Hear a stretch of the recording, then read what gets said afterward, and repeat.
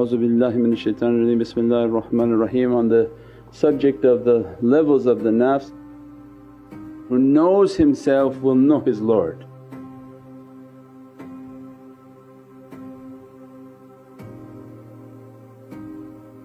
There's a medical school, that's why we are learning these subjects, and it's important to know ourselves, to understand our proximity to our Lord.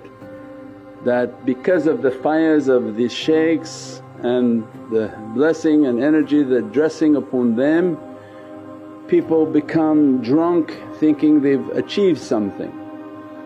And they want us to understand these understandings, to realize where we are. When you're truthful to yourself, it's not for the shaykh to call you out but for you to understand yourself and the ability to understand. If you don't understand these teachings and you're distracted, then you won't understand what's happening in your life, and most likely you'll run away. Those whom are inspired by Allah to achieve what Allah wants them to achieve, then they're studying, they're understanding, and they're going at a pace to truly understand themselves with sincerity and change.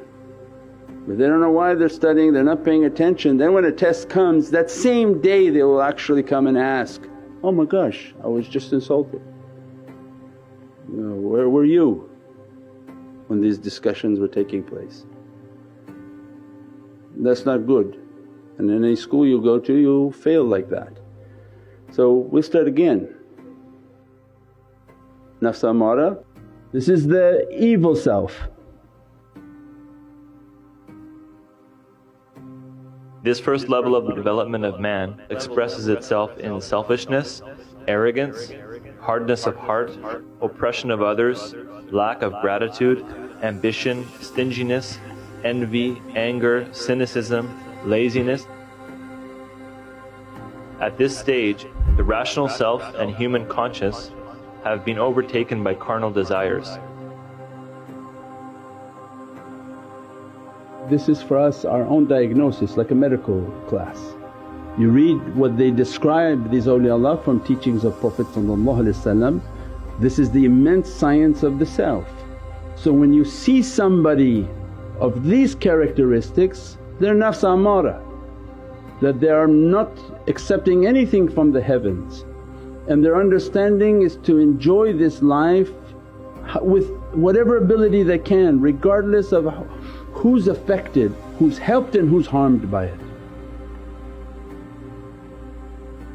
Like TV now, there's not a television channel that they call news, and it's not news, it's just this.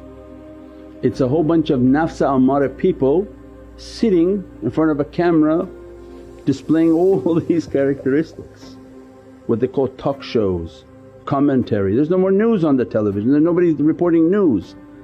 They're just one after another doing every type bad characteristic. Why? So that when you watch it you begin to absorb it and you think this becomes a normal for you, that you'll go out and you'll do this. If you are doing these things then you're at the level of nafs amara. So you don't have to admit to your shaykh how high you think you are, you just read this and say, oh that's where I am, yes this is your maqam.